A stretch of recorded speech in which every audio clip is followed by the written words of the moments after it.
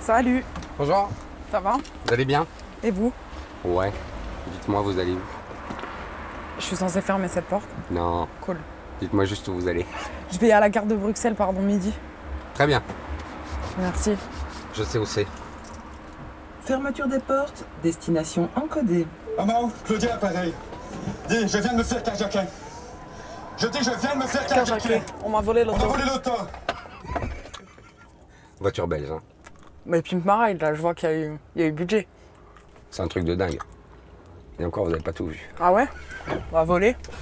Adèle Exarchopoulos, merci pour la prononciation. À 8 ans, vous prenez des cours de théâtre et à 15, vous décrochez un premier grand rôle au cinéma dans Des morceaux de moi. Vous loupez le bac à un point près, la loose. Ensuite, vous tournez La vie d'Adèle qui vous offre en même temps qu'Abdelatif Kechiche et Léa Seydoux la Palme d'Or à Cannes, mais aussi le César du meilleur espoir et 17 autres prix qui couronnent ce tournage trash filmé à l'arrache. Votre jeu a scotché Sean Penn qui vous engage sur The Last Face et Michael Roskam vous dirige dans Le Fidèle. C'est swag. Et tout ça à même pas 24 piges. Votre énergie et votre présence animale, votre tchatch engagé me font kiffer. Pourquoi il est choix de votre boulot, vous? Honnêtement... En fait, c'est pas que je l'ai pas vraiment choisi, mais ça arrive un peu par hasard parce que je devais... Mes parents ils m'ont dit choisis une activité, etc. J'ai fait des cours d'impro parce que j'avais un peu la flemme de faire d'autres trucs et je voulais essayer.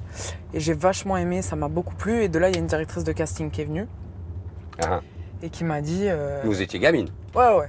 13 ans, quoi. Ouais, 12-13. Qui m'a dit, vas-y, viens passer un casting et tout. Je l'ai passé et de là, j'ai fait un court-métrage et il y a un acteur qui a parlé de moi à son agent qui m'a dit, est-ce que tu veux qu'on travaille ensemble et tout. Mais je savais même pas ce que ça voulait dire. Pour moi, un film, tu disais action et après, tu faisais tout le film, quoi. Je savais pas que t'attendais, que tu parlais, qu'il y avait plein de trucs.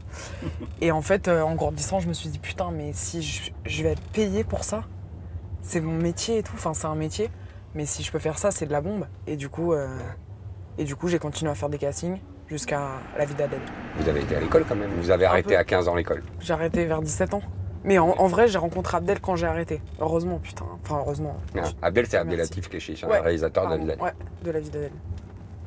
Est-ce que vous avez le bac? Non. Vous n'avez pas le bac? On s'en fout? Je pense. Hein. Voilà. Enfin, jusqu'ici, on s'en fout. Ouais, Après, on verra. tant que tout va bien. S'il faut improviser et trouver un plan B, on s'en foutra peut-être moins, mais... Mais vous l'avez essayé le bac? Vous n'êtes Ouais. pas allé jusque-là? Ouais.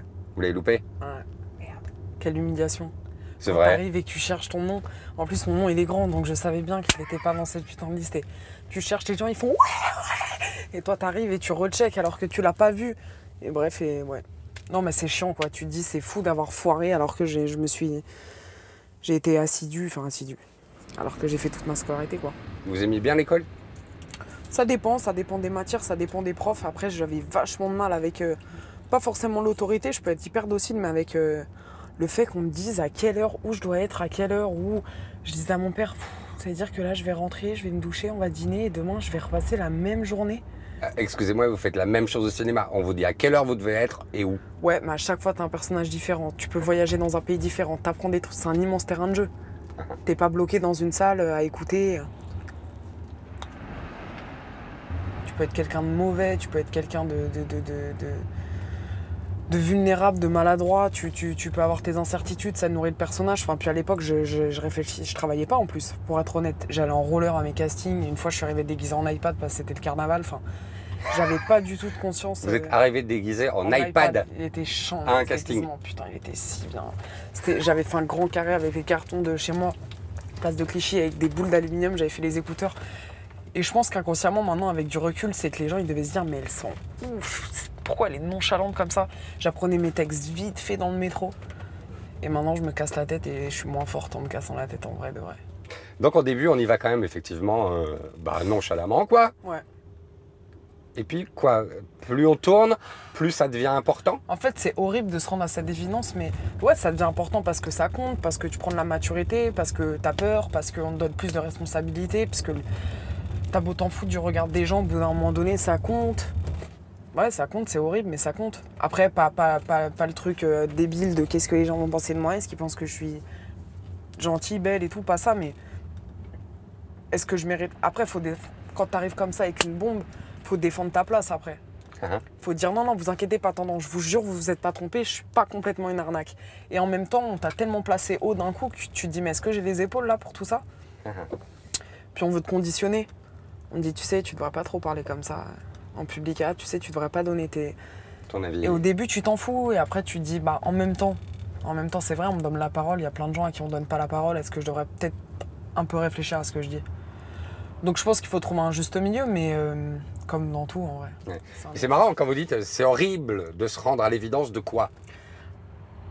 Que tu finis par être conditionné, que tu dénonces des choses et un jour tu te dis putain merde, je fais ce que j'avais. Enfin, je fais ce que je détestais. C'est un exemple trop con ce que je vais dire, mais tu vois, c'est comme regarde, tu vois les couples, on a tous envie d'avoir cette passion du début, de pas se rendre à l'évidence que oui, ça se transforme quand t'as une famille, que oui, ton intimité est différente, que oui, tu n'auras jamais la boule au ventre, tu mettras jamais 4 heures à te préparer, tu feras jamais attention à chaque détail. Oui, au bout de 4 piges, ah tiens, c'est encore toi, t'es dans mon lit. Bien sûr que oui, ça se transforme. Et moi, je sais que le changement, ça m'angoisse.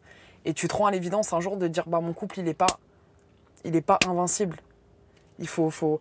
Mais bon, après, je te dis ça, mais en vrai, c'est vous avez cette réflexion-là à 23 ans? Ouais. Non, mais parce qu'après, en même temps, avec du recul, quand je me dis, putain, Adèle, t'es pessimiste, qu'est-ce que tu racontes? Je me dis, mais en vrai, c'est le chemin qui compte, c'est pas de regarder au bout. Mais c'est vrai que j'ai un problème avec le changement. Parce que vous avez un amoureux, vous êtes maman.